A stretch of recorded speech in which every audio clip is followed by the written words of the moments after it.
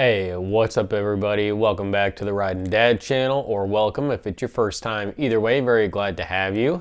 I have COVID, so let's roll the intro and we'll get into it, I guess.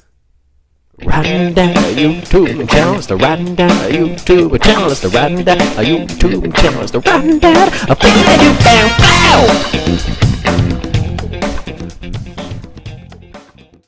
Alright, so this is my day 3 of COVID. By the time you guys watch this, by the time this airs next weekend, I will be done with COVID for a week now. My 5-day quarantine stops on Monday. So Monday is the 6th day.